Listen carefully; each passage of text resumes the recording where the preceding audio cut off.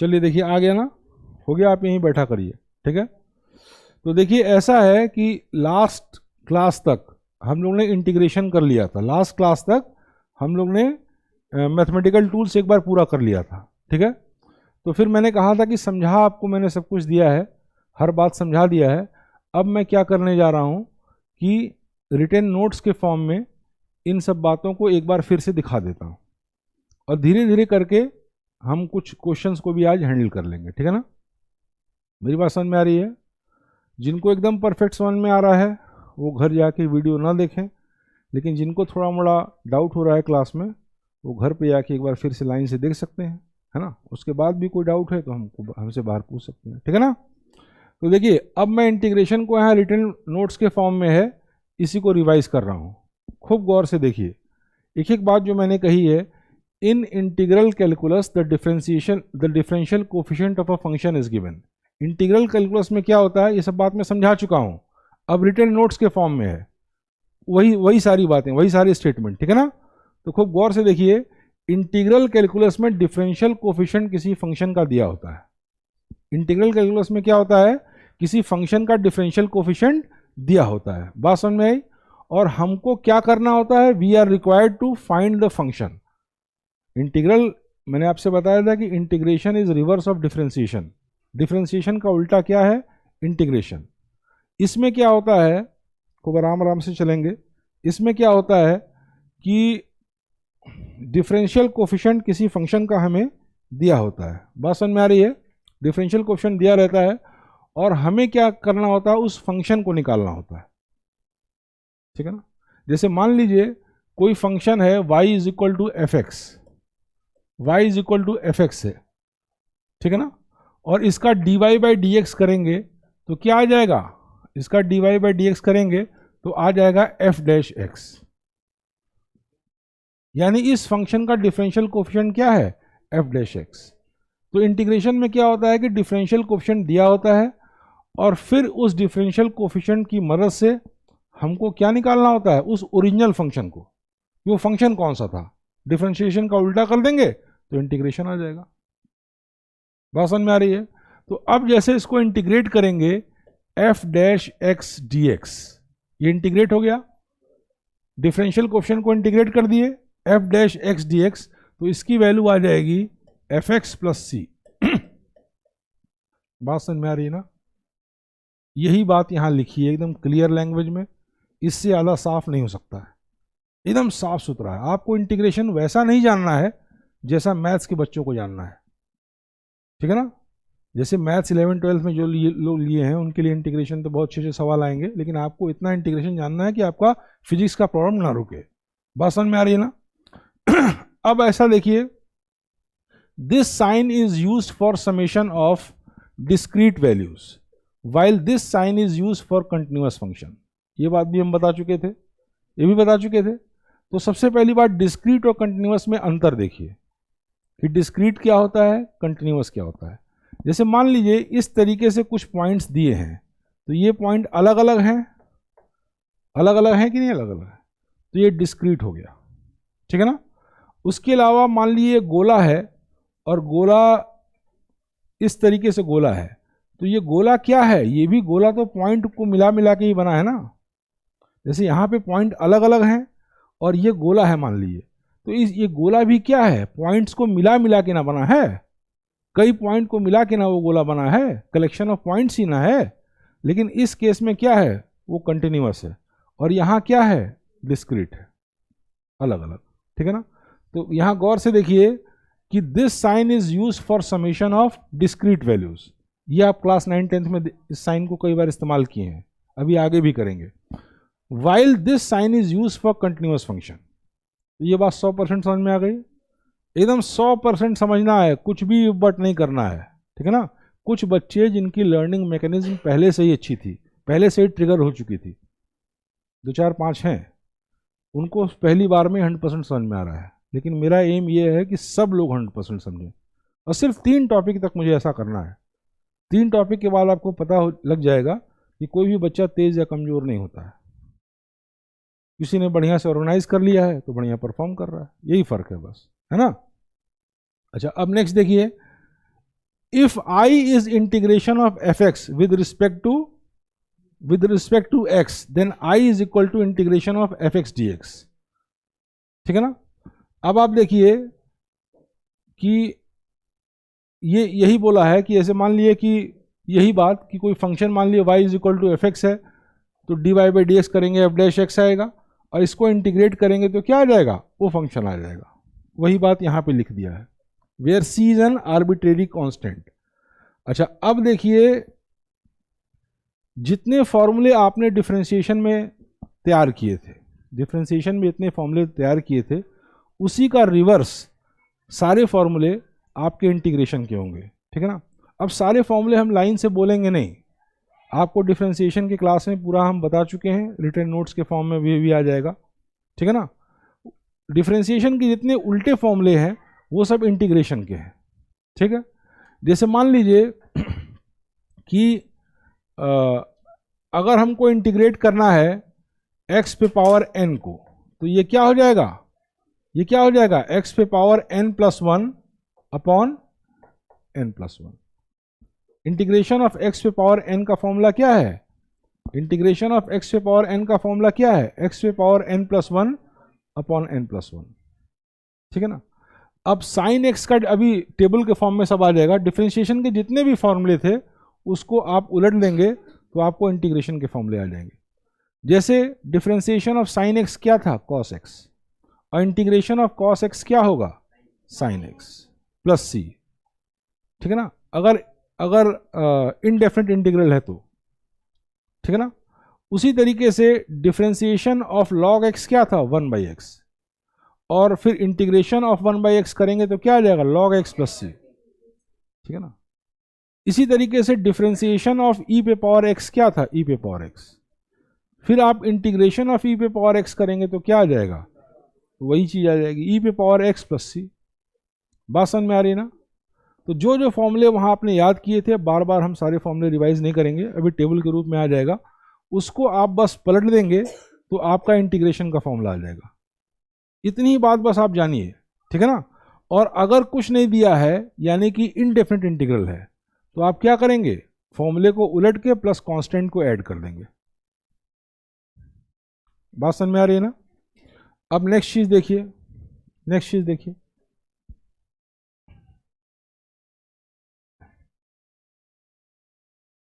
Next चीज देखिए।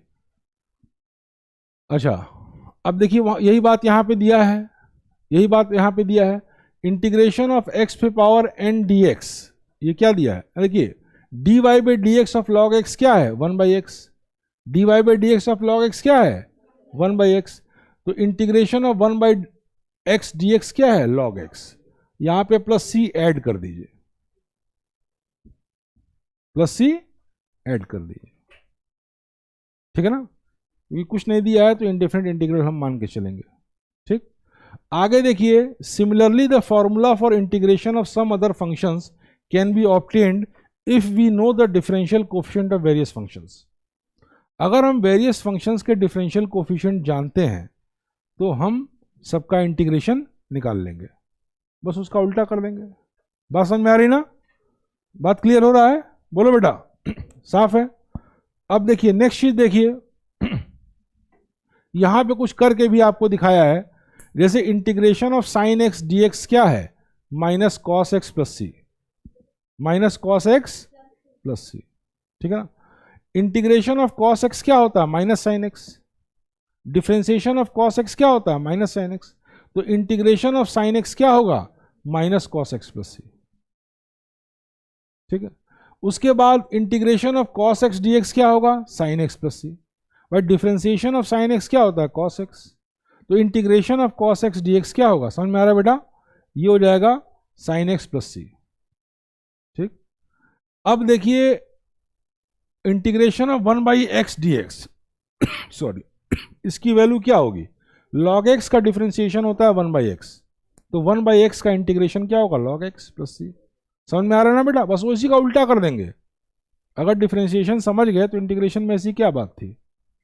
ठीक है ना। कभी कभी मूड भी फ्लक्चुएट करता है ना, कभी मूड भी फ्लक्चुएट करता है। मान लीजिए इंटीग्रेशन आप पढ़ने बैठे, जब आप थके हुए हैं, आपका मन नहीं कर रहा है, एक बार आपने देखा आपको पूरी तरीके से समझ नहीं आया, ठीक है ना, तो इत्मीनान से फिर उसको देखिए, अभी कई बार देखना है चीज़ों को, ठीक है। अब देखिए इंटीग्रेशन ऑफ ई पे पावर एक्स डी एक्स क्या होगा, ई पे पावर एक्स प्लस सी, ई पे पावर एक्स प्लस सी, ठीक है भाई। ई पे पावर एक्स का डिफ्रेंसिएशन क्या होता है, ई पे पावर एक्स, तो उसका इंटीग्रेशन क्या होगा, ई पे पावर एक्स प्लस सी। तो ये सारे फॉर्मूले क्लियर हैं बेटा, सारे फॉर्मूले क्लियर हैं, बोलो बेटा। इंटीग्रेशन ऑफ एक्स पे पावर एन डी एक्स क्या होगा, एक्स पे power n plus one upon n plus one. इसमें एक खास बात होगी कि n should not be equal to minus one, इसमें एक खास बात होगी कि n should not be equal to minus one. ये सारी बातें मैं ओरली डिस्कस कर चुका था और वेल एक्सप्लेन कर चुका था, क्योंकि ये पीडीएफ लोड नहीं था इसलिए मैं इसको नोट्स के फॉर्म में नहीं दिखाया। मैंने बोला था कि जब नोट्स के फॉर्म में कल आ जाएगा तो मैं नोट्स के साथ आपको सारी बातें दोहरा के समझा दूंगा। समझ में आया बेटा, एकदम दिमाग में साफ करके चलिए, इसके बाद भी किसी को डाउट हो तो बाहर पूछ सकता है, ठीक है ना। और एकदम इत्मीनान से रहिए, एकदम इत्मीनान से रहिए।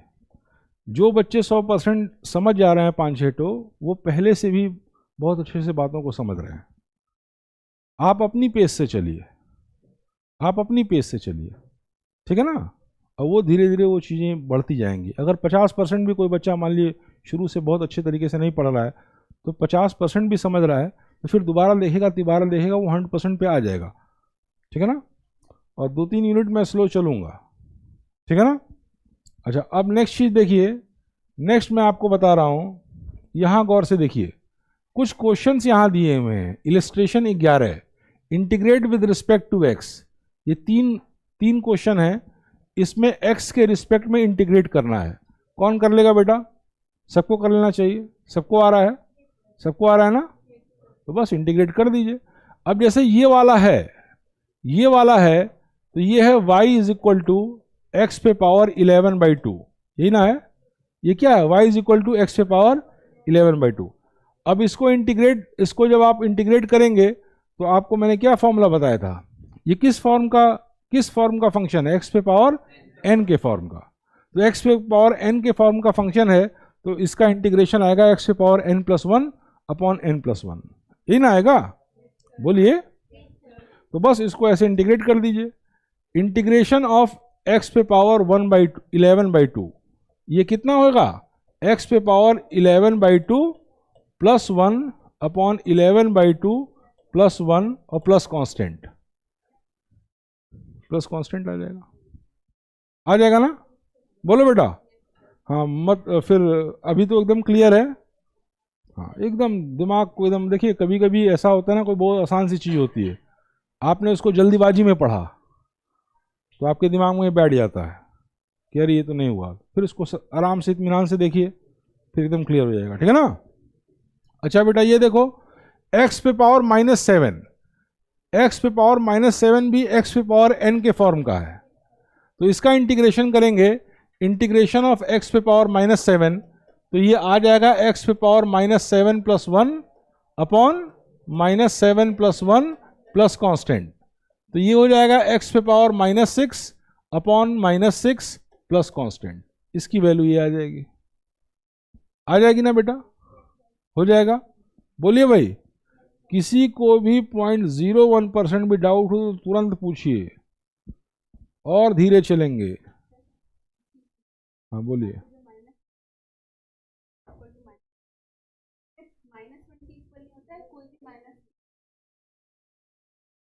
ये x पे पावर n जो है वो होता है x पे power n plus 1 upon n plus 1, तो n की वैल्यू -1 नहीं होनी चाहिए, हाँ सिर्फ -1 है। अगर -1 होगी तो डिनोमिनेटर 0 हो जाएगा ना, तो हाँ तो फंक्शन इनफाइनाइट हो जाएगा, तब बात समझ में आ रही है ना, क्लियर है। अब देखिए ये क्वेश्चन है, इसको खूब गौर से देखिए, इसको खूब गौर से देखिए, ये क्वेश्चन भी x पे पावर n के फॉर्म का है, किसके फॉर्म का है, x पे पावर n के फॉर्म का है, तो इसका इंटीग्रेशन करेंगे x पे पावर p/q, तो ये हो जाएगा x पे power p/q plus 1 upon p/q plus 1, हो जाएगा ना बेटा, प्लस कांस्टेंट, और यहाँ पे दिया है कि p/q is not equal to -1, तो आपकी कंडीशन सेटिस्फाई हो रही है। जो रिक्वायरमेंट है वो सेटिस्फाई हो रही है ना। सारे सवाल लेकर मैं चलूँगा धीरे धीरे, ठीक है ना। मेरा मॉड्यूल भी वहाँ से निकाल लीजिए, वो जो बाइंडिंग में होगा। अगर मान लीजिए कम सवाल लोड होंगे तो हम वहाँ से भी सवाल कराएंगे, ठीक है ना। तो चलिए ये बात समझ में आ गई बेटा, सबको क्लियर है। अब नेक्स्ट चीज देखिए, इलिस्ट्रेशन 12 में कह रहा है evaluate integration of x square minus cos x plus 1/x dx। इसको इवेलुएट करिए। तो देखिए इधर देखिए, तो मैंने आपको इंटीग्रेशन में फॉर्मूला आपको क्या बताया था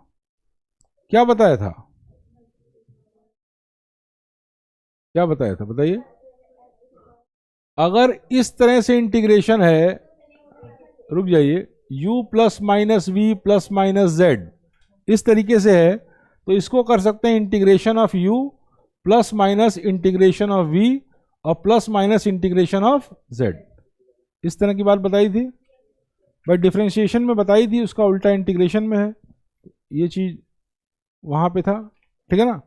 तो अब आप देखिए integration of x square minus cos x plus 1/x dx, इसकी वैल्यू निकालनी है।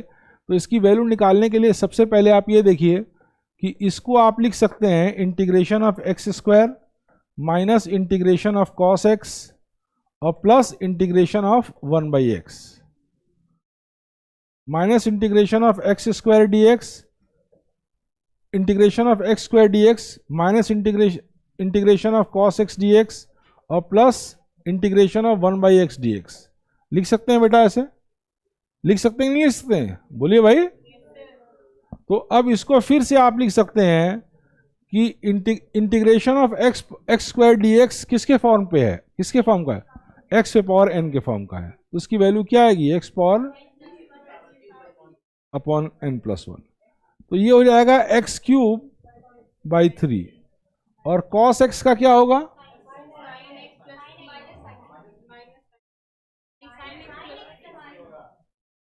साइन x का cos x होता है, तो cos x का क्या होगा, sin x। तो ये हो जाएगा माइनस साइन x, ठीक है ना। और इसको आप लिख सकते हैं इंटीग्रेशन ऑफ x पे पावर -1 भाई 1/x को x पावर -1 लिख सकते हैं। तो x पे पावर n के फॉर्म का आ गया, x पे पावर n के फॉर्म का आ गया। तो इसको आप लिख सकते हैं x पे पावर n प्लस 1 अपॉन, ये क्या है, ये 1/x है। हाँ नहीं रुक जाइए, इंटीग्रेशन ऑफ 1/x dx, इधर देखिए गौर से देखिए, इंटीग्रेशन ऑफ 1/x dx क्या आ जाएगा, log x और कांस्टेंट सारा इकट्ठे ऐड कर दीजिए, अंत में कांस्टेंट कर दीजिए, तो इंटीग्रेशन हो गया। बात समझ में आ रही है, यहां तक की बात एकदम क्लियर है, कोई बट नहीं है, बोलो बेटा। अच्छा अब नेक्स्ट चीज देखिए, इसी तरीके से 2 3 4 इंटीग्रेशन और दिए हैं, ठीक, 2 3 4 इंटीग्रेशन और दिए हैं। तो इसमें थोड़ा सा हम प्रैक्टिस करा दे रहे हैं। तो अब देखिए, मान लीजिए इस सवाल को हम करते हैं, तो इसको हम ऐसे भी लिख सकते हैं integration of x plus 1/x plus 2, ऐसे लिख सकते हैं। इसको हम ऐसे भी लिख सकते हैं भाई, स्क्वायर करेंगे तो √x का x आ जाएगा और 1/√x का 1/x आ जाएगा, प्लस ट्वाइस टाइम करेंगे तो 2 आ जाएगा। तो इंटीग्रेशन ऑफ दिस dx को ऐसे भी लिख सकते हैं, दिस dx, बात समझ में आ रही ना। तो ये आपका this will be equal to integration of x dx plus integration of 1/x dx plus integration of 2dx। आ सकता है नहीं आ सकता, बोलो भाई। तो चलिए, अगर ये ऐसे है तो फिर इसका इंटीग्रेट करेंगे तो ये आ जाएगा x²/2 x power n plus 1 upon n plus 1, इस फॉर्म का आ गया। 1/x का करेंगे तो log x आ जाएगा, और 2 का करेंगे तो 2 को लिख सकते हैं 2 × x पे पावर 0, 2 × x पे पावर 0। तो इसका इंटीग्रेशन ट्वाइस x आ जाएगा ना, 0 एक्स पे पावर 0+1 अपॉन 0+1 आ जाएगा, और प्लस कांस्टेंट, ये इंटीग्रेशन हो गया। ये समझ में आया? अब इसी तरीके का, अब देखिए आपको इंटीग्रेट करने के लिए नहीं पूछेगा, आप फिजिक्स के लिए मैथ्स पढ़ रहे हैं ना, देखो इधर देखो, आप फिजिक्स के लिए मैथ्स पढ़ रहे हैं, मैथ्स का पेपर नहीं तैयार कर रहे हैं, तो आपको बहुत टिपिकल इंटीग्रेशन नहीं पूछेगा। आपसे क्या पूछेगा बोलिए? कोई सवाल सॉल्व करते समय ऐसे केसेस आ जाएंगे जहां इंटीग्रेट करके आपको आंसर वैल्यू निकालनी पड़ेगी, तो आपको बेसिक इंटीग्रेशन आएगा तभी तो कर पाएंगे। यही हमारा पर्पस है, मैथमेटिकल टूल्स पढ़ने का पर्पस यही ना है, हैं? ये टूल्स हैं, ये एड्स हैं, ये हेल्प करता है आपको फिजिक्स में प्रॉब्लम सॉल्विंग में। मैंने पहले ही दिन बोला था कि फिजिक्स और मैथ्स क्या है, ट्विन सिस्टर्स हैं। अगर आप मैथ्स ठीक ठाक नहीं जानते हैं तो फिजिक्स के न्यूमेरिकल आपसे नहीं लगेंगे, क्योंकि फिजिक्स के न्यूमेरिकल में मैथ्स का एप्लीकेशन है और थ्योरी को भी अंडरस्टैंड करने में है। तो बेसिक मैथ्स आपको जाननी है, ठीक है ना? केवल डिफरेंशिएशन इंटीग्रेशन नया है, बाकी जो भी है वो आपका पुराना ही है, आप पहले से पढ़ चुके हैं। मेरी बात समझ में आ रही ना? हाँ। अब नेक्स्ट चीज देखिए, नेक्स्ट चीज देखो बेटा, इसको अगर इंटीग्रेट करना है तो एक्स पे पावर एन के फॉर्म का है, तो इसका इंटीग्रेशन होगा एक्स पे पावर n+1 अपॉन n+1 और प्लस कांस्टेंट, ये हो जाएगा। बात समझ में आ रही है? अब देखिए इसका इंटीग्रेशन करना है, इसका अगर इंटीग्रेशन करना है तो इसको लिख सकते हैं इंटीग्रेशन ऑफ 3x पे पावर -7 dx, देखो बेटा बात नहीं करो, और प्लस इंटीग्रेशन ऑफ x पे पावर -1 dx, तो x पे पावर n के फॉर्म का आ गया, x पे पावर n के, बोलिए भाई सबको साफ हो रहा है ना? आप घबराइए नहीं, एक बार आपको बेसिक्स मैंने सारे बता दिए हैं, सारी चीजें। अब नोट्स के रूप में जब PDF आएगा तो उसको हम दोहरा देंगे। बहुत सिंपल तरीका है, बहुत इजी तरीका है मेरा। इसके बाद सवाल अभी कम से कम 5 दिन लगाएंगे, और हर सवालों में बेसिक्स का रिवीजन होगा, ठीक है ना? तो 5-6 दिन बाद आप मैथमेटिकल टूल में एकदम अपने आप को परफेक्ट मानेंगे। हालांकि कुछ 2-4 बच्चों के साथ ऐसा करने से उनको लाभ नहीं है, क्योंकि वो एक ही बार में समझ जा रहे हैं, लेकिन क्या किया है, सबको लेके चलना है ना, सबको लेके चलना है, धीरे धीरे चलेंगे, है ना? सवालों की प्रैक्टिस करा लें। क्लियर है? अच्छा, अब नेक्स्ट चीज देखो, x पे पावर 15 का डिफरेंशिएशन करना है, तो x पे पावर n के फॉर्म का है, x पे पावर 15+1 अपॉन 15+1 और प्लस कांस्टेंट, ये हो जाएगा इसका डिफरेंशिएशन, ठीक है ना?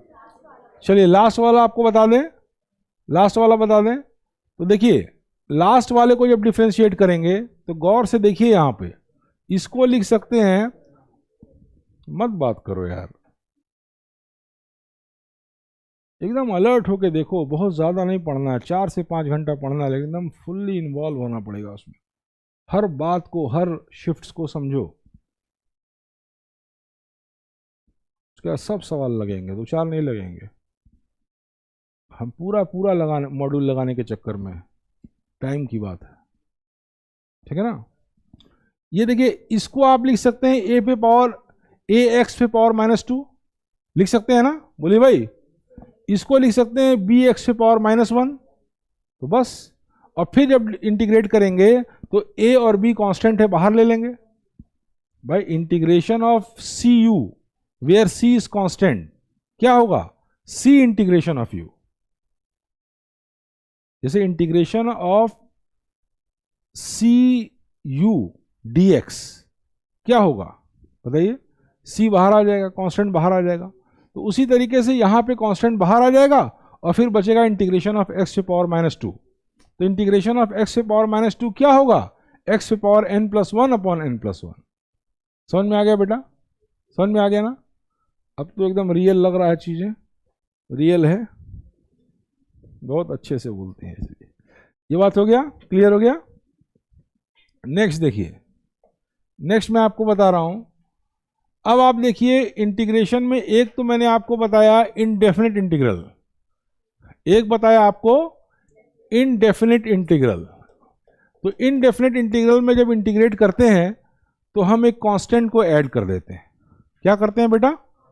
कांस्टेंट को ऐड कर देते हैं, ठीक है ना?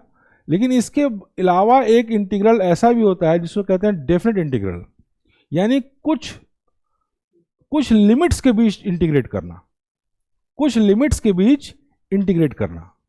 बात समझ में आ रही है ना? अगर किसी लिमिट के बीचों बीच इंटीग्रेट करेंगे तो ऐसे इंटीग्रेशन को हम क्या कहेंगे? ऐसे को क्या कहें? Definite integral.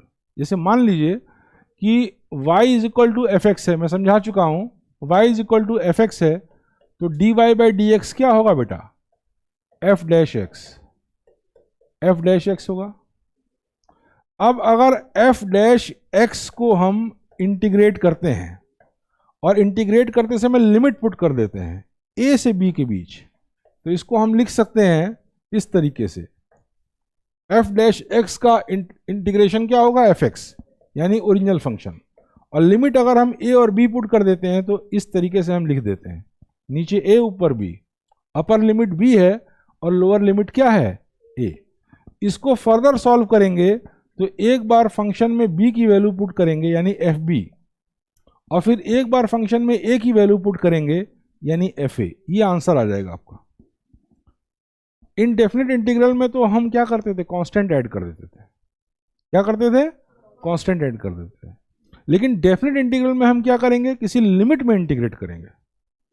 तो जो हमको ओरिजिनल फंक्शन प्राप्त होगा उसमें एक बार अपर लिमिट की वैल्यू और एक बार लोअर लिमिट की वैल्यू पुट करके और दोनों को माइनस कर देंगे। तो डेफिनेट इंटीग्रल यानी integration with in a limit के सवाल आपके लग जाएंगे। अब दो चार सवाल लगाते हैं तो आपके दिमाग में एकदम बातें साफ हो जाएंगी, ठीक है ना? तो वही सब बातें जो मैंने कही हैं वो रिटन नोट्स के फॉर्म में है, गौर से देखिए, और क्लास की बात क्लास में ही तैयार करने की आदत डालिए। अभी हैबिट्स भी बहुत अच्छे से मतलब क्रिस्टलाइज नहीं हुई हैं, और कोई इसमें बुराई भी नहीं है, अभी पूरा टाइम है, अभी आप कर सकते हैं, ठीक है ना? अभी आप कर सकते हैं, ठीक है ना? तो क्लास की बात 100% क्लास में ही समझ लीजिए, ठीक है? सवाल को भी यहाँ समझ लीजिए, घर पे थोड़ी देर रिवाइज किया और ज़्यादा नहीं 10-12 सवाल और ऐड कर दिया, इतना आपको रेगुलर बेस पे करना है, ठीक है ना? अच्छा, अब नेक्स्ट चीज देखिए, मैं आपको बता रहा हूँ डेफिनेट इंटीग्रल। डेफिनेट इंटीग्रल बताने जा रहा हूँ, इसको मैं आपको समझा चुका हूँ। अभी एक बार फिर से मैंने थोड़ा सा दिखाया उसके बारे में। अब जो नोट्स है उससे मैं आपको समझा रहा हूँ, गौर से देखिए। When a function is integrated, जब किसी फंक्शन को इंटीग्रेट करते हैं किसी लोअर लिमिट और अपर लिमिट में, तो इसको कहते हैं डेफिनेट इंटीग्रल। मेरी बात समझ में आई? अगर किसी फंक्शन को एक लोअर लिमिट में और एक अपर लिमिट में इंटीग्रेट करते हैं तो इस प्रकार के इंटीग्रेशन को हम क्या कहते हैं? Definite integral. When we integrate a function in its lower limit and an upper limit, then this type of integration is called as definite integral। बस, कौन सा इसमें कोई रॉकेट साइंस तो है नहीं, बोलो भाई, रॉकेट साइंस नहीं ना है? हाँ, बहुत सिंपल है, बहुत मजे से देखिए।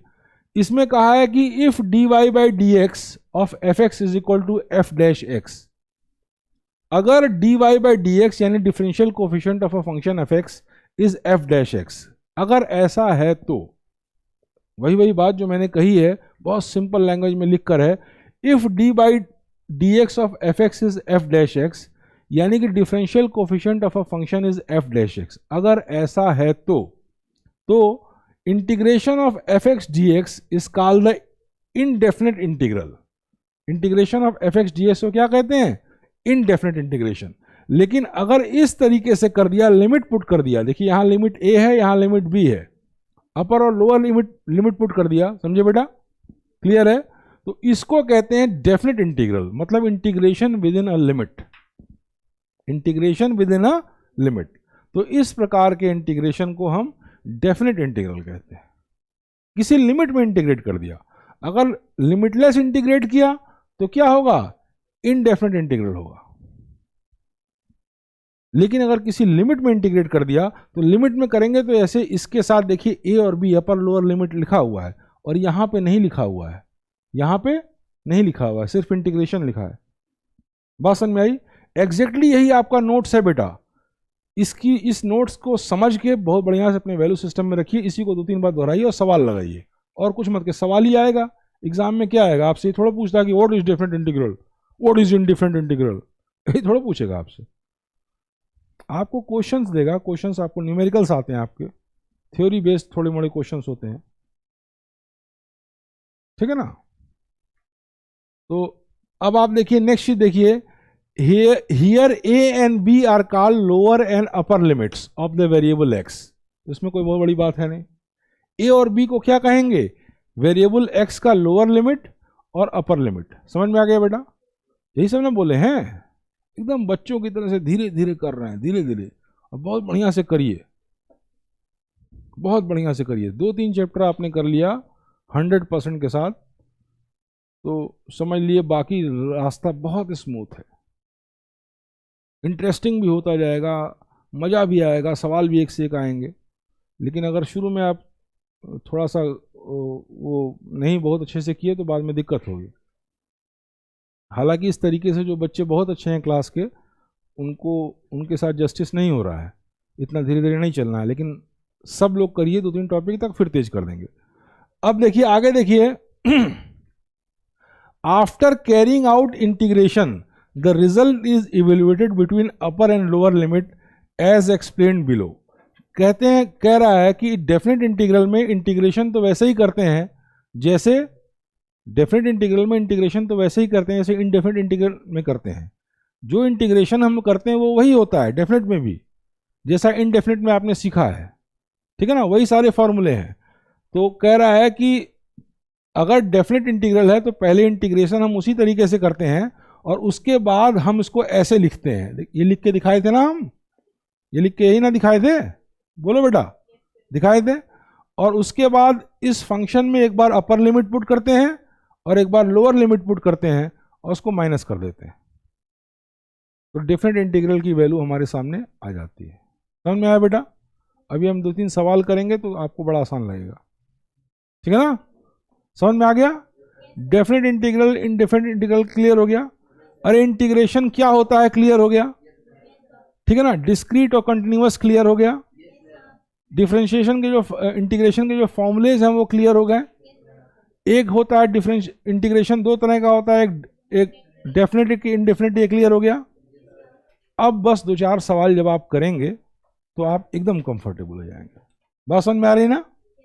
तो चलिए बेटा आगे हम चलते हैं, धीरे से आगे बढ़ते हैं। इधर देखिए देखिए अब यहां पे क्या समझा रहा है, area under a curve and definite integration.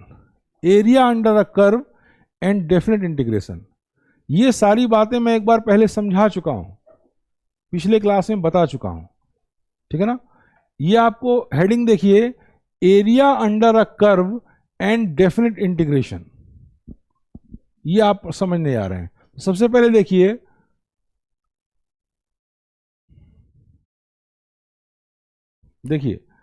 जैसे मान लीजिए कि ये कोई कर्व है, ये क्या है, कोई कर्व है। बात समझ में आ रही बेटा? ये एक कर्व है y is equal to f x, ये y is equal to f x function का ग्राफ है। y is equal to f x function का ये ग्राफ है। हर फंक्शन का एक ग्राफ होगा ना, करस्पॉन्डिंग x की वैल्यू पुट करेंगे, y की वैल्यू प्राप्त करेंगे, पॉइंट्स को प्लॉट करेंगे, प्लॉट करने के बाद पॉइंट्स को मिलाएंगे तो एक ग्राफ मिलेगा ना। तो ये ग्राफ मान लीजिए ये है y is equal to f x का, सपोज कर दिए ये ग्राफ है। बात समझ में आ रही ना? तो इस ग्राफ को जब हम इंटीग्रेट करेंगे x बराबर a से x बराबर b के बीच, इस ग्राफ को जब हम इंटीग्रेट करेंगे डेफिनेट इंटीग्रल में, लिमिट्स x बराबर a से x बराबर b पुट करेंगे तो ये सारी एरिया को रिप्रेजेंट करेगा। मतलब ये ग्राफ x बराबर a से x बराबर b के बीच y एक्सिस से जितना भी एरिया इनक्लोज करेगा उस ग्राफ को रिप्रेजेंट करेगा। यानी integration of f x f dash x d, integration of f x d x, ये ग्राफ जो है y बराबर एफ एक्स, इसका integration of f x d x क्या दिखाएगा, between limit a to b, limit a और b के बीच integration of f x d x क्या दिखाएगा, एरिया, वो एरिया जो ये ग्राफ x बराबर a से x बराबर b लिमिट के बीच एक्स एक्सिस से इनक्लोज करता है। यानी ये सारी एरिया, ये सारी एरिया, ये सारी एरिया, बात समझ में आ रही है ना? ये समझ रहे हो? ये फिजिकल सिग्निफिकेंस समझ गए इसका? बोलिए, ये बात समझ में आ गई? वही बात देखिए यहां दिया है, area of small shown darkly shaded element, area of, वही बात यहां देखिए दिया हुआ है, गौर से देखिए, area of small shown darkly shaded element if we sum up all areas between x बराबर a एंड x बराबर b, then integration of f x d x a to b is equal to shaded area between curve and x axis. यही बात का है ना? आपके पास PDF के form में भी है, आपके पास नोट्स के भी फॉर्म में है, और खूब अच्छे से आप समझ भी गए हैं। यानी अगर इस ग्राफ को हम डेफिनेट इंटीग्रल x बराबर a और x बराबर b लिमिट के बीच इसकी वैल्यू निकालते हैं, इसके डेफिनेट इंटीग्रल की वैल्यू निकालते हैं, तो वो वैल्यू क्या रिप्रेजेंट करेगी? वो वैल्यू वो एरिया रिप्रेजेंट करेगी जो ये ग्राफ x बराबर a से x बराबर b के बीच x एक्सिस से इनक्लोज कर रहा है। एकदम साफ हो गया बेटा? एकदम साफ हो गया? अभी कॉन्सेप्ट समझ लीजिए, फिर सवालों में जब एप्लीकेशन होगा तो आपको समझ में आएगा कि ये सब क्यों पढ़ाया जा रहा था। बात समझ में आ रही है? क्लियर है बेटा? आ रहा है आज आपको अच्छे से? अभी आज का पूरा आया ना? हाँ चलिए ठीक। अच्छा, अब नेक्स्ट चीज देखिए, ये छोटा सा एक क्वेश्चन है। ये क्वेश्चन किसका है? डेफिनेट इंटीग्रल का है। डेफिनेट इंटीग्रल का है, तो एक दो क्वेश्चन अटेम्प्ट करिए, अभी आपका दिमाग बहुत बढ़िया से खुल जाएगा। इसमें गौर से देखिए, integration of x square d x करना है। y बराबर एक्स स्क्वायर एक फंक्शन है, y is equal to f x square एक फंक्शन है। फंक्शन है बेटा? बोलो भाई। इस फंक्शन का इंटीग्रेशन करना है, integration of x square d x, यानी integration of f x d x, जहां एफ एक्स बराबर एक्स स्क्वायर है, लेकिन लिमिट क्या है? 1 to 5। लिमिट क्या है? 1 to 5। तो जब हम इंटीग्रेट करेंगे तो चाहे आपका डेफिनेट हो चाहे इनडेफिनेट, तरीका इंटीग्रेशन का वही है। इंटीग्रेशन का जो तरीका है वो वही है। बात समझ में आ रही है? तो पहले बढ़िया से इंटीग्रेट कर दीजिए। तो ये किस फॉर्म का इक्वेशन है? किस फॉर्म का? हाँ, चल रहा है इनका दिमाग आज। तो x पे पावर n का है, तो उसकी वैल्यू आएगी x पे पावर 2 + 1 अपॉन 2 + 1, ठीक है ना? लेकिन इसमें ये डेफिनेट इंटीग्रल है। ये कैसा इंटीग्रल है? डेफिनेट। तो इसमें लिमिट पुट करेंगे 1 to 5। तो हमने कहा था ऐसे रिप्रेजेंट करेंगे, ऐसे रिप्रेजेंट करेंगे। And this will be equal to x पे पावर 3 अपॉन 3, और लिमिट है 1 to 5। तो इसकी वैल्यू क्या आएगी? एक बार 5 पुट करेंगे अपर लिमिट, तो अपर लिमिट पुट करेंगे तो 5 होल क्यूब बाई 1 और माइनस 5 होल क्यूब बाई 3 और माइनस 1 होल क्यूब बाई 3। तो इसकी वैल्यू आएगी 5 5 या 25, 125, 124 बाई 3, 124 बाई 3।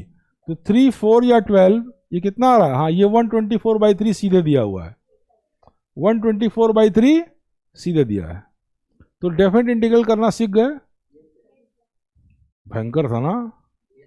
भयंकर नहीं था, भयंकर दिमाग में बना लिए थे। दिमाग इंटीग्रेशन पढ़ने जा रहे हैं, डिफरेंशिएशन पढ़ने जा रहे हैं, बाकी चीज तो आपके दिमाग पहले से आपने पढ़ा था, डिस्क्रिमिनेंट और क्या कहते हैं, ट्रिग्नोमेट्री, साइन कॉस, जिसको शुरुआत में अब साइन कॉस भी आपने पढ़ा होगा 9th 10th लेवल पे, तो ऐसे खट से आ गया होगा। इंटीग्रेशन डिफरेंशिएशन उससे कठिन थोड़ो है, लेकिन ये है कि पहली बार आप पढ़ रहे हैं, ठीक है ना? यही फर्क है। अब समझ में आ गया बेटा? एकदम साफ है?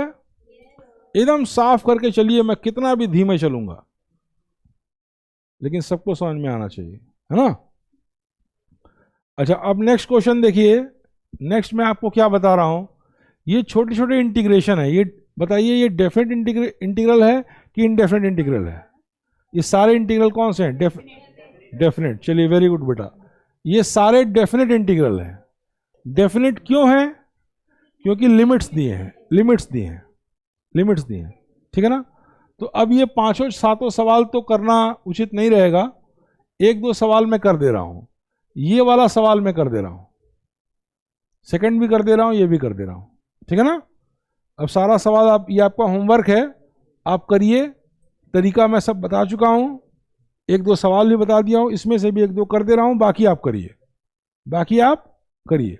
तो देखिए इसको इंटीग्रेट करेंगे तो क्या हो जाएगा, इधर देखो, बोलो नहीं, ये है integration of m v d v, और u से लेकर v तक डेफिनेट इंटीग्रल है।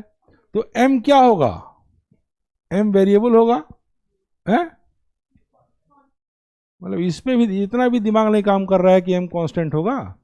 मास कहीं वेरी करेगा, मास तो कांस्टेंट रहेगा ना, बोलिए भाई।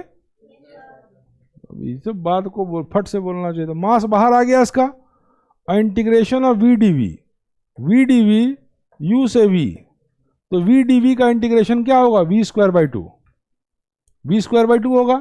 तो ये हो जाएगा m v square by two, और चूंकि लिमिट्स हैं u से v के बीच, तो यहाँ पे आप पुट करेंगे u और यहाँ पे पुट करेंगे v। थोड़ा सा गंदा हो जा रहा है, मैं यहाँ पे लिख रहा हूँ, यहाँ पे लिख रहा हूँ। ये हो जाएगा m बाहर आ जाएगा, कांस्टेंट है, और ये v स्क्वायर बाई टू, और लिमिट पुट करेंगे u से v, u से v। तो अपर और लोअर लिमिट जब पुट करके आप फर्दर करेंगे इसको, तो ये हो जाएगा m by two v square minus u square, और कांस्टेंट भी पुट करेंगे, कांस्टेंट भी पुट करेंगे, बोलिए बोलिए फट से। हाँ डेफिनेट है, इसलिए कांस्टेंट नहीं पुट करेंगे। बात समझ में आ रही है, क्लियर है बेटा, एकदम साफ है। अब देखिए एक क्वेश्चन और मैं कर दे रहा हूं, एक क्वेश्चन मैं और कर दे रहा हूं, ठीक। इस क्वेश्चन में देखिए ये है minus k q one q two by x square d x, minus k q one q two by x square d x. इधर देखिए ये कौन सा लॉ है, फिजिक्स में कौन सा लॉ है बताइए, कूलम्स लॉ, बिल्कुल सही, ये आपका कूलम्स लॉ है। बात समझ में आई, ये कौन सा लॉ है, Coulomb's law, this is your Coulomb's law. तो चार्ज तो चेंज करेगा नहीं, चार्ज तो कांस्टेंट है, और k की वैल्यू भी कांस्टेंट है, k की वैल्यू भी कांस्टेंट है। तो इसको जब आप इंटीग्रेट करेंगे तो minus k q one q to बाहर आ जाएगा, और अंदर हो जाएगा integration of 1 by x square d x, और लिमिट हो जाएगी r1 से r2 तक। बात समझ में आ रही है ना। तो 1 बाई एक्स स्क्वायर को आप किस फॉर्म में लिख सकते हैं, x पे पावर माइनस टू, तो x पे पावर n के फॉर्म का आ गया। तो फिर आप पुट करेंगे x power n plus one upon n plus one, फिर एक बार अपर लिमिट पुट करेंगे, एक बार लोअर लिमिट पुट करेंगे और माइनस कर देंगे। अब तो डेफिनेट आ गया, डेफिनेट आ गया, बोलिए कौन वाला डेफिनेट आया, वसेपुर वाला, गैंग्स ऑफ वसेपुर वाला डेफिनेट तो नहीं आ गया, नहीं देखा आप लोगों ने, देखे वहां भी एक डेफिनेट था। वो क्या करता था, टेंजेंट भी था वहां, टेंजेंट भी था, डेफिनेट भी था, परपेंडिकुलर भी था। सभी सीन बढ़िया है, थोड़ा सा अब्यूजिव है बस। अच्छा अब देखिए नेक्स्ट, देखिए नेक्स्ट, देखिए एक छोटा सा क्वेश्चन है, average value of a function in an interval this. इस इंटरवल में आप एवरेज वैल्यू निकाल, देखिए ये कॉन्सेप्ट है, ये क्वेश्चन नहीं है, ये कॉन्सेप्ट है, खूब बढ़िया से समझिए। ये बात मैंने थ्योरी में क्लास में आपको समझा दी थी, यहाँ आखिरी बार समझा दे रहा हूँ, और नोट्स भी आपके सामने हैं। देखिए कोई भी फंक्शन है, उसका किसी इंटरवल में अगर एवरेज वैल्यू निकालना है, इधर देखो बेटा, कोई भी फंक्शन है और उसका किसी इंटरवल में एवरेज वैल्यू निकालना है। जैसे मान लीजिए कि एक फंक्शन है y बराबर एफ एक्स, मान लीजिए कोई फंक्शन है y बराबर एफ एक्स, फंक्शन जानते ही हैं, जानते कि नहीं जानते हैं। अब इसका इस इंटरवल में एवरेज वैल्यू निकालना है। अगर कोई फंक्शन है y बराबर एफ एक्स और इस फंक्शन का इस इंटरवल में एवरेज वैल्यू निकालना है, तो कैसे निकालेंगे जरा बताइए। कैसे निकालेंगे बोलिए? जैसे कोई फंक्शन है y बराबर एफ एक्स और इस इंटरवल में उसकी एवरेज वैल्यू निकालना है, तो कैसे निकालेंगे? इसकी एवरेज वैल्यू होगी integration of y dx, integration of y dx यानी integration of f x d x a से b लिमिट के बीच, a से b लिमिट के बीच, क्योंकि इसी लिमिट के बीच उसका क्या करना है? एवरेज वैल्यू निकालना है। तो पहले इसको इंटीग्रेट कर देंगे और फिर नीचे इंटीग्रेशन ऑफ dx a से b लिमिट के बीच, यही आपका जो वैल्यू आएगी उसको कहेंगे average value of the function f x between the limit a to b। अब 2-4 सवाल अभी करते हैं तो चीज़ें एकदम साफ हो जाएंगी। तुमको समझ में आ रहा ना बेटा? एकदम क्लियर? फिर से सुनिए, ध्यान से देखिए, ये कॉन्सेप्ट है, कॉन्सेप्ट है। अभी आपको इस तरह के सवाल कई मिलेंगे। Find the average value of this function in the limit this, इस तरह के क्वेश्चन मिलेंगे, इस तरह के क्वेश्चन अभी आगे चल के मिलेंगे। तो एवरेज वैल्यू निकालना है किसी फंक्शन का और लिमिट दी है अगर, तो पहले उसी अपर और लोअर लिमिट में उस फंक्शन को इंटीग्रेट कर देंगे, ठीक है ना, और उसको डिवाइड कर देंगे इंटीग्रेशन ऑफ dx से, और इंटीग्रेशन ऑफ dx भी जो होगा वो उसी लिमिट के अंदर होगा जिस लिमिट में एवरेज वैल्यू निकालना है। बात समझ में आ रही ना? तो आपका ये वैल्यू आ जाएगा, ठीक? ये आपका कॉन्सेप्ट है। अब 2-4 सवाल हम करते हैं तो आपको ये चीज़ें बहुत आसान लगेंगी, ये चीज़ें बहुत आसान लगेंगी। चलिए गौर से देखिए, खूब बढ़िया से देखिए, ये क्या आ गया? इस अच्छा ये देखिए, ये आ गया क्या? हाँ, फिर से क्वेश्चन के साथ बता रहे हैं।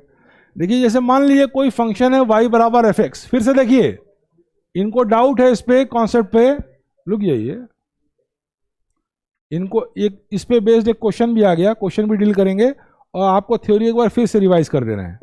जैसे मान लीजिए कोई फंक्शन y बराबर एफ एक्स है, जैसे एज्यूम कर दीजिए y बराबर एफ एक्स कोई फंक्शन है, और अगर कह दिया जाए कि a और b के बीच x is greater than equal to a and less than equal to b, अगर लिमिट a और b के बीच इस फंक्शन को, इस फंक्शन की एवरेज वैल्यू निकालनी है, अगर ऐसा पूछ दिया जाए। इधर देखिए, वो कॉन्सेप्ट इनको थोड़ा सा डाउट था, मैं फिर से एक्सप्लेन कर रहा हूं। जैसे मान लिए कोई फंक्शन है y बराबर एफ एक्स और आपसे पूछ दिया जाए इस फंक्शन की इस लिमिट के बीच, यानी जब x a और b के बीच है तो इस लिमिट के बीच इस फंक्शन की एवरेज वैल्यू क्या होगी। अगर इस तरह का प्रश्न आपके सामने आ जाए, जैसा एक प्रश्न यहां बोर्ड पे है भी, ठीक है ना, determine the average value of this function, ये भी फंक्शन है, v is equal to 2x plus 3 एक फंक्शन ही है, और इंटरवल क्या दिया है, x is greater than equal to 0 and less than equal to 1, ठीक है ना, इंटरवल भी दिया है, ठीक है। तो इसकी एवरेज वैल्यू जो होगी वो क्या होगी, integration of f x d x, और लिमिट पुट कर देंगे, लिमिट क्या पुट कर देंगे, a से b, ठीक है ना, divided by integration of dx, और लिमिट क्या पुट कर देंगे, a से b, ठीक है ना, ठीक। तो integration of dx limit a से b पुट करेंगे तो इसकी वैल्यू, तो इंटीग्रेशन ऑफ dx x आ जाएगा, इंटीग्रेशन ऑफ dx क्या आ जाएगा, x आ जाएगा, और a से b पुट करेंगे तो ये तो b माइनस ए हो जाएगा, यानी डिफरेंस इन इंटरवल, सीधे सीधे नीचे वाला पोर्शन मतलब डिफरेंस इन इंटरवल, और ऊपर क्या है, definite integral of f x d x within the limit a to b। अब बात समझ में आई? बोलो बेटा, एकदम साफ है सबको? हाँ, थोड़ा भी डाउट नहीं होना चाहिए। और अभी आप देखिए, मैं इसके सवाल कम से कम आने वाले 5-6 दिन करूंगा, रुक जा रहा हूं, रुक जा रहा हूं, जब आप एकदम कंफर्टेबल हो जाएंगे सब लोग, तब फिर वेक्टर्स पे आएंगे। इसका जो एग्ज़ाम होगा वो तो जून में होगा ना, 10 जून पे। मैथमेटिकल टूल्स का एग्ज़ाम 10 जून को होगा। अब 10 जून तक तो नहीं वेट कर पाएंगे, 10 जून तक कम से कम काइनेमेटिक्स तक हो जाए हमारा, फिर 1 जून से 10 जून इसको आप रिवाइज कर लीजिएगा।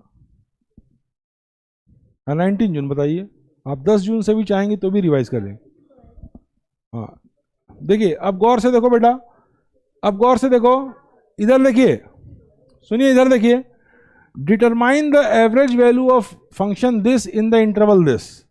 ये क्वेश्चन है, इसी कॉन्सेप्ट पे बेस्ड क्वेश्चन है कि determine the average value of this in the interval this, इस फंक्शन की एवरेज वैल्यू इस इंटरवल में निकालनी है। इस फंक्शन की एवरेज वैल्यू, ये function v is equal to twice x plus 3 की एवरेज वैल्यू जब x is greater than equal to 0 less than equal to 1, इस इंटरवल में इस फंक्शन की एवरेज वैल्यू निकालनी है। बात समझिए क्या करना है, समझिए क्या करना है, सीधे सीधे फॉर्मूले में पुट कर दीजिए, सीधे सीधे फॉर्मूले में पुट कर दीजिए। इसको आप क्या करेंगे, integration of twice x plus 3 dx, और लिमिट क्या पुट करेंगे 0 to 1, और नीचे क्या करेंगे इंटीग्रेशन ऑफ dx, और लिमिट क्या पुट करेंगे 0 to 1। तो ये इंटीग्रेशन पहले इधर का काट दें, इधर का कट कर दे रहे हैं,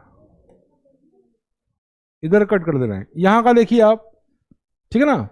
इस फंक्शन की एवरेज वैल्यू ये आ जाएगी, फॉर्मूले के अनुसार आ जाएगी ना, बोलिए भाई। इंटीग्रेशन ऑफ dx क्या होगा, इंटीग्रेशन ऑफ dx क्या होगा x, हाँ ठीक है सर 2 मिनट बस। इंटीग्रेशन ऑफ dx क्या होगा x। अब देखिए इसको जब 0 to 1 पुट करेंगे तो एक बार 1 पुट करेंगे तो x आ जाएगा, एक बार 0 पुट करेंगे तो क्या आ जाएगा 0 आ जाएगा, ठीक है ना। तो इसको जब फर्दर सॉल्व करेंगे तो इंटीग्रेट इसको करेंगे तो कितना हो जाएगा 2x² बाई 2 और प्लस 3x, देखिए इधर देखिए 3x, और नीचे कितना आ गया, नीचे कितना आ गया, नीचे आ जाएगा dx का इंटीग्रेशन x होगा और 0 to 1 लिमिट है तो ये आ जाएगा x माइनस, ये आ जाएगा कितना आ जाएगा x माइनस 0, तो x आ जाएगा, ठीक है ना। x माइनस 0 कितना आ जाएगा, हाँ सॉरी 1 माइनस 0 तो ये 1 आ जाएगा, ठीक है ना। तो यहाँ पे इसको जब इंटीग्रेट करेंगे तो ये आएगा 2x² बाई 2 प्लस 3x, और लिमिट पुट करेंगे कितनी 0 to 1। इसको फर्दर सॉल्व करेंगे तो ये आ जाएगा 2 तो यहीं कट गया, तो एक बार x की जगह 1 पुट करेंगे तो 1 प्लस 3, और दूसरी बार 0 पुट करेंगे तो -0, तो ये कितना आ जाएगा 4 ऑप्शन है, ये आपका आंसर हो जाएगा, ठीक है ना। क्लियर है बेटा, एकदम साफ है। तो चलिए इसको अभी हम पॉज दे रहे हैं, और अब ये मान के चलिए कि अपने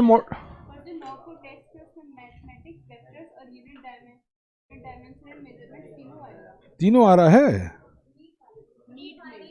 अरे बाबू, अच्छा ठीक है, तो इतना हम कर देंगे, इससे ज़्यादा कर देंगे, काइनेमेटिक्स तक कर देंगे। और काइनेमेटिक्स तक सुनिए, काइनेमेटिक्स तक करेंगे ही नहीं, वो सारे सवाल में लगाऊंगा, इतना टाइम बचेगा धीरे धीरे सब सॉल्व, उससे भी अच्छा स्टैंडर्ड यहाँ मिलेगा।